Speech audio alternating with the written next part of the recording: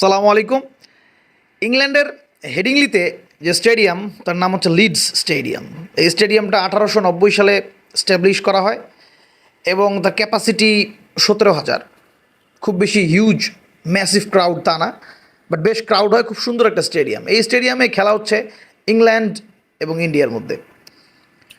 তো স্ট্যাটিস্টিক্স যেটা বলে, এই মাঠে টেস্ট ম্যাচে ফার্স্টে বোলিং নিলে বেশি অ্যাডভান্টেজ পাওয়া যায়। ফ্রেশ উইকেটে, গ্রিন গ্রাস, ওভারকাস্ট কন্ডিশন থাকলে কিছুটা ময়েশ্চার থাকে, উইকেট পাওয়া যায়, ফাস্ট বলাররা কিছু অ্যাডভান্টেজ পায়। তো এই কারণে বেন স্টোকস ফিল্ডিং নিয়ে বোলিং করা শুরু করে। এদিকে ইন্ডিয়া প্রথম দিনে 359 রানে 3 উইকেট, শুভমন গিল 100, জয়সওয়াল 100, এবং সেকেন্ড ডেতে Rishabh Pant spectacular batsman, Indian wicket keeper batsman, amazing, mind blowing to see. মানে সে যখন ব্যাটিং করে, ইচ অ্যান্ড এভরি বলে এন্টারটেইনমেন্ট।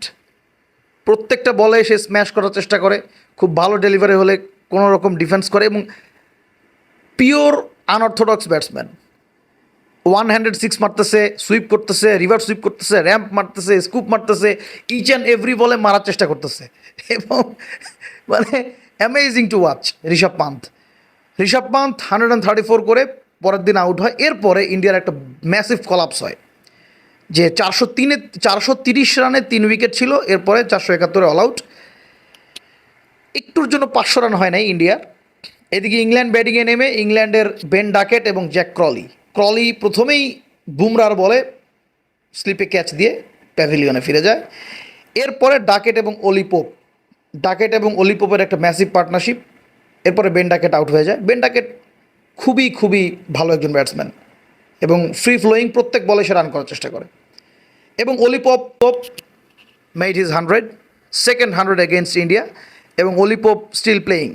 কিন্তু run machine Joe Root out হয়ে যায় বুমরার বলে। এখন ইন্ডিয়ার একজন বলারই শুধুমাত্র উইকেট নিচ্ছে, সে হচ্ছে জসপ্রীত বুমরা। তার অ্যাবনর্মাল অ্যাকশনকে কাজে লাগায় ইংল্যান্ডের এই সুইং, সিম মুভমেন্ট এবং বুমরার যে অ্যাকশন, তার তার হাতের হাইপার এক্সটেনশনের কারণে, তার হাতের যে হাইপার এক্সটেনশন হয় এটার কারণে, এবং ম্যাসিভ অ্যাঙ্গেল পায় কিন্তু সে। এই কারণে তার ইনসুইং খেলা মারাত্মক টাফ।